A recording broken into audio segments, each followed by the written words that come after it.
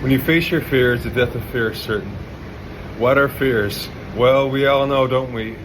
Is that deep, visceral, occasionally uncontrollable feeling we feel that feels like anxiety. It feels like we might die. It feels like a rush of hormones and energy in our body that makes us want to fight, flight, freeze, or fawn. It's our brain's stress response, fear response to perceived or actual threats in our environment. Of course, this evolved for essential reasons for our survival.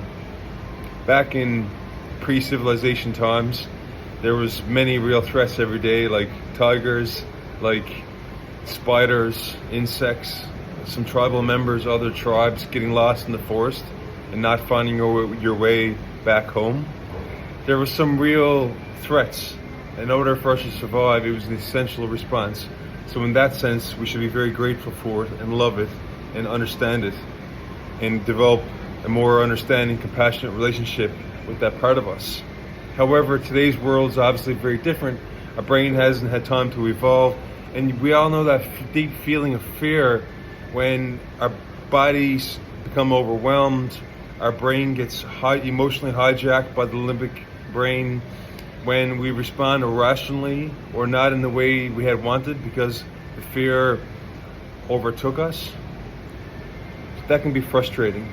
So that system is extremely sensitive and extremely intense, but it's not as good at discriminating as to what we should fear and what we shouldn't fear. It's not as good at that because it's a conditioned response. Many of us probably have heard of Ivan Pavlov's dog experiment, where he exposed dogs to a bell and then he would immediately link the bell and after that give them food. So he would do that several times with the dogs in the experiment, and eventually he would just ring the bell and the dog would start to salivate without the food being offered to the dog, because the dog learned to, its conditioned response to learn to salivate to the ring of the bell. And fears, human fears, were conditioned in a very similar way. So at some time in our childhood, even before we were conscious, when we were an infant, even in the womb, up until toddlerhood and childhood, and of course into adulthood, adolescence and adulthood, that fear response is pretty much very similar. Something would happen in the environment and our brain would take a snapshot and it would memorize the fear and memorize the images of what was in our environment, and it would link it, associate it to fear. So that's why it can be so stubborn. The brain is complex, but everything from an evolutionary standpoint made a lot of sense and helped us to survive as a species, which I, for one, am very thankful for. However, now what can we do? So now that we know basically some key basic facts about fear, what can we do to get past our fear, resolve them, and to limit the amount of time that they hijack our life so that we can move towards healing and move towards being more effective, more successful, more efficient, and produce more results that we want in all areas of our life? Well, first of all, it's useful for us to understand and have a theory of where that fear came from. For example, I suffer from some social anxiety, which I'm currently working on every day. So when I look back at my childhood and then my adolescence and the bullying and then some of my adult experience, some of those social fears were reinforced through at times in my life. I won't go into some of them because it's very personal. But sometimes I was betrayed in my past. Sometimes I was hurt and confused by some incidents that happened involving people. And then I faced shyness and speech impediment and a lot of bullying, and I even faced some physical assaults in my adolescence that drove my brain to link fear with people, which developed into a social anxiety, which affected my confidence, affected my worldview, affected my feeling of safety. And I'm not going to name all the incidents because they're too personal at this point in my life. Maybe I'll share more at some time at a later point if it's appropriate. But bottom line is that my brain, like Pavlov's dogs, learned to associate fear with people because of snapshots of incidents that happened at a recurring basis. Those recurring, call them traumas, over time. So now that I understand that, I can create some space around it.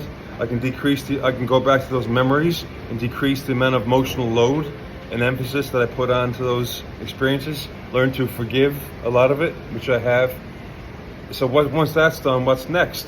Well, like I started off the video, when we face our fears, the death of fear is certain. We need to give our brain courage. We need to have the courage to face incrementally the things that we fear, to systematically desensitize the fear. Just like Toastmasters, they have you systematically practice speaking every week, usually a couple times potentially, and then over time you learn to become comfortable. Your brain creates new associations to that specific situation, so that those images are no longer just linked with fear, but they gradually systematically linked to confidence and courage rather than fear, and comfort rather than discomfort.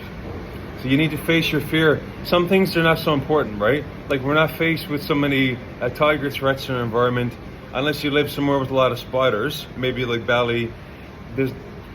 It's not so important that we overcome that fear, perhaps, unless you really want to. You can systematically desensitize yourself to being in the vicinity of spiders. Maybe start off with watching spiders on TV, seeing pictures of spiders, then videos, and then eventually seeing spiders in person to systematically, incrementally desensitize yourself to the fear. So what I'm doing now with my social fears is I go to relatively safe situations like coffee shops and restaurants, and if I'm happen to be sitting by someone that piques my interest, man or woman, I'll say hi, I'll start a conversation, and I'll learn, if my fear comes up, I learn to manage it through breathing, short breaths in and long breaths out. That relaxes your nervous system. And then just through visualizing myself acting competently and visualizing myself reducing my fear and being relaxed and comfortable in practicing the social situation. And now I'm doing quite well, much better than I was even just a few years ago or even just a few weeks ago. So that's the power of practice, having a plan, learning. Another key thing is, if you fear a certain area, it's good to read books about it, learn nuances, learn the topic. For example, learn skills of public speaking. I'm learning more social skills, learning about human nature. I'm learning about trauma. I'm learning about emotions and fear. I'm learning about people skills. And then that buttresses and gives you more courage to act. And it facilitates the process of building competence and acting. And as you build more competence, you have more confidence. So that's some key things that are extremely powerful, but it's on you to be self-aware, to figure out what you're avoiding, because when we feel fear, our natural response is to avoid it, like social withdrawal, agoraphobia, social phobias. People avoid what they fear. That's a very natural response, and you need to be compassionate with yourself. So when I don't operate at my best, when I stumble or when I get a limbic hijack and I don't act as I want with people, I forgive myself. I'm self-compassionate, and I look at all my past and say, Scott, look how far you've come. You need to be proud. Don't beat yourself up. Don't be so self-critical. That's also a learned response from childhood. Learn to be self-compassionate and get out there again as soon as you can. Don't avoid for too long, because when you avoid, that feeds the fear. When you face your fear, it turns the dark into light. It turns the darkness into day, and you build that confidence, because people are afraid of the unknown. So you need to make the unknown known and learn, put yourself in situations you haven't been in before, incrementally and structurally expose yourself on an increasing challenging basis to the things you fear, and the death of your fear will be certain. Last little story, back years ago when I was 18, I fought an experienced Russian fighter in Greece, and I used all my kicks and everything, and I couldn't hit him. But my boxing skills at the time were very poor, and I was probably overconfident, and I wasn't ready for that situation. And he was maybe 24 and a very experienced fighter, and he knew I was afraid. So I froze up, So the fear response is fight, freeze, fight, flees, fawn, which is when you appease the person in the situation out of fear, and I froze. So he was very nice, compassionate, and I learned to respect people from all over the world that day when he could have really hurt me, but he took it easy. He pulled his punches. He still hit me, but he pulled his punches and showed his beauty of his grace of his boxing without hurting me too much.